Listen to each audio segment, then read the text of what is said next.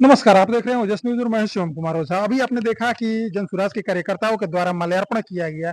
माल्यार्पण के बाद कार्यकर्ताओं का संबोधन भी किया गया। आइए सुनते हैं उन्हीं के द्वारा। दिवस के अवसर पर आप लोग उपस्थित हैं, जहां 1857 के विद्रोह के पहले बिहार का लोहा लेने वाले थे। आज ही कल के दिन जो जम्मू कश्मीर में घटना हुआ है, इसके बारे में आप सबसे पहले क्या कहेंगे? देखिए, सबसे पहले तो हम लोग आपके चैनल को धन्यवाद देंगे। हम सभी जनसुराजी भाई आपके जगदीशपुर में बाबू कुंवर सिंह को नमन करने आए हैं और विजयोत्सव मनाने आए हैं। हम बाद में बात करेंगे क्या हो रहा है उस पर। पहले ये वीर कुंवर सिंह की धरती को नमन कर रहे हैं और यहाँ विजयोत्सव जो पूरा बिहार मना रहा है।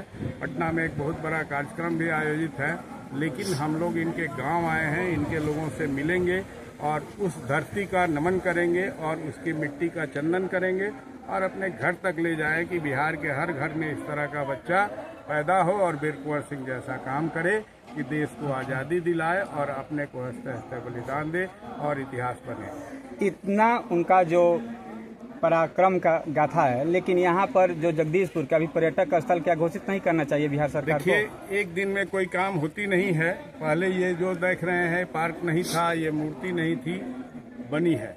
और हम यहाँ की जनता से और आपके चैनल से मांग करते हैं कि वीर कुंवर सिंह ट्रस्ट को एक अच्छा गेस्ट हाउस दिया जाए और यहाँ पर एक ट्रस्ट बना करके सारे सुविधा उपलब्ध करा करके कि ताकि लोग यहाँ आएँ, दर्शन करें और पर्यटन स्थल में इसको घोषित किया जाए। जी, पिछले 2022 में केंद्रीय गृह मंत्री अमित शाह जी यही जगदीशपुर में आके घोषणा किए थे कि बाबू वीर कुंवर सिंह का एक बहुत बड़ा स्मारक बनेगा और मूर्ति का अनावरण होगा, जो आज तक पूरा नहीं हुआ। देखिए, जो जिसकी आप बात कर रहे हैं वो लोग बिहार ठगने आते हैं या हर राज्य में जाकर के लोगों को ठगते हैं।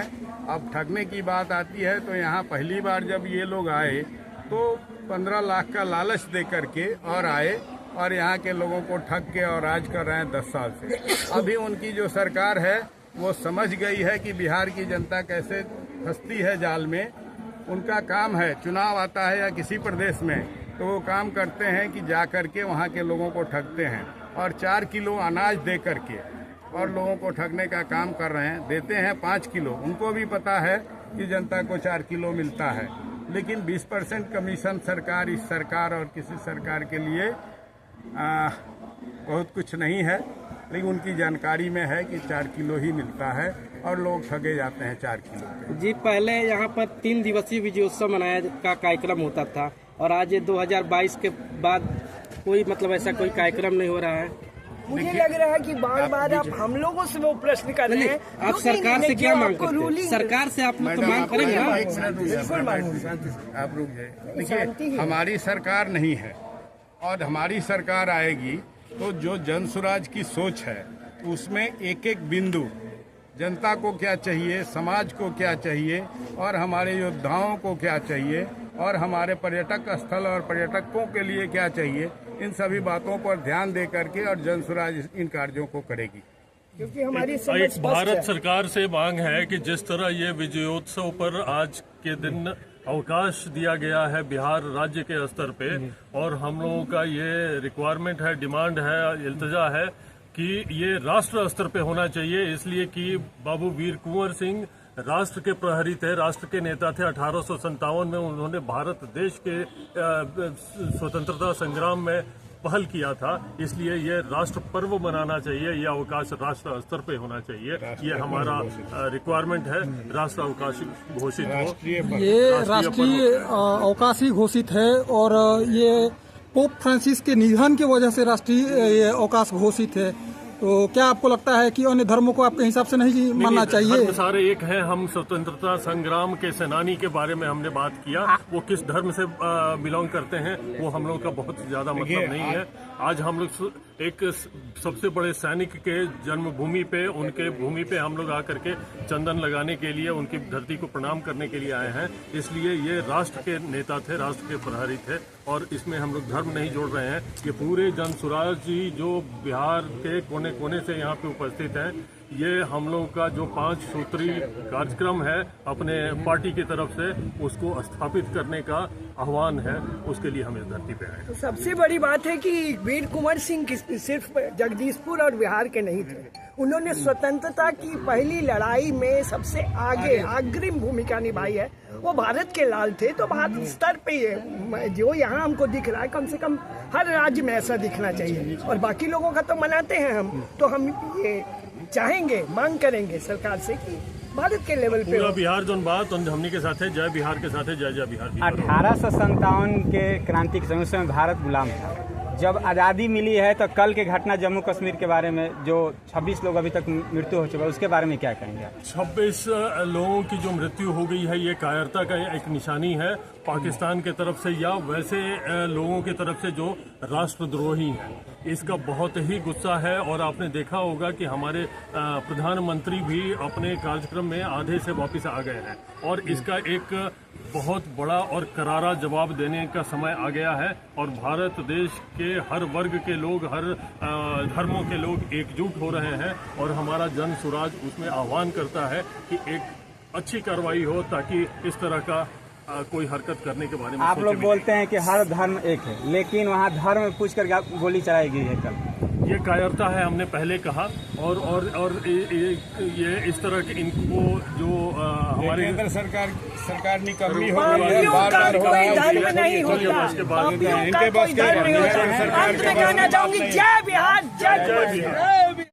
जी, आज आप सभी को, सभी पत्रकार बंधुओं को, जगदीशपुर और भोजपुर की जनता के साथ पूरे बिहार की जनता को वीर कुंवर सिंह जी के विजयोत्सव महोत्सव का हार्दिक शुभकामनाएं और बधाई देते हैं। क्योंकि हम लोग का भी यहाँ अच्छा कार्यक्रम था, लेकिन पोप फ्रांसिस के निधन के बाद राष्ट्रीय शोक 3 दिन का राष्ट्रीय शोक हो गया है, इसलिए सारा कार्यक्रम रद्द कर दिया गया है।